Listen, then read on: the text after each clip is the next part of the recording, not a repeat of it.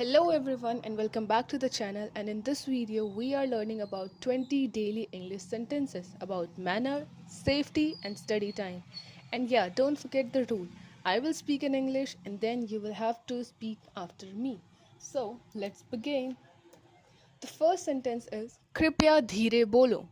Please speak softly. Please speak softly. धैर्य रखें. Be patient. Be patient. मुझे परेशान मत करो. You can say don't disturb me. Don't disturb me. मुझे परेशान मत करो. अपने जूते बाहर उतार दो. You can say take off your shoes. Take off your shoes. Take off your shoes. क्या तुम्हें भूख लगी है? You can say are you hungry? Are you hungry? Are you hungry? क्या तुम्हें भूख लगी है? मेरे पास रहो. Stay close to me. Stay close to me. मेरे पास रहो. You can say stay close to me. उसे मत छुओ, वो गंदा है. Don't touch that. It's dirty. Don't touch that. It's dirty.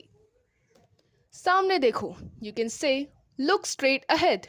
Look straight ahead. Look straight ahead. बिस्तर पर मत कूदो. You can say don't jump on the bed. Don't jump on the bed. संभल कर चलो. You can say walk carefully.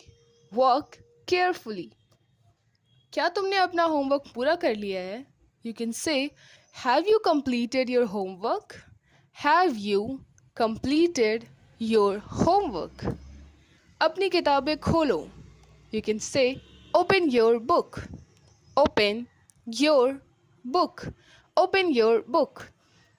इसे जोर से पढ़ो. Read it loudly. Read it loudly. इसे जोर से पढ़ो. इसे लिखो. You can say write it down. Write it down. क्या तुम्हें समझ आया? You can say do you understand? Do you understand? Do you understand? मैं थक गया हूँ. I am tired. You can say I am tired. कोई बात नहीं, चिंता मत करो. It's okay, don't worry. You can say it's okay, don't worry. लंबी सांस लो. You can say take a deep breath. Take a deep breath. क्या अब तुम बेहतर महसूस कर रहे हो? You can say are you feeling better now? Are you feeling better now? Are you feeling better now? चलो साथ में खेलते हैं. You can say let's play together. Let's play together.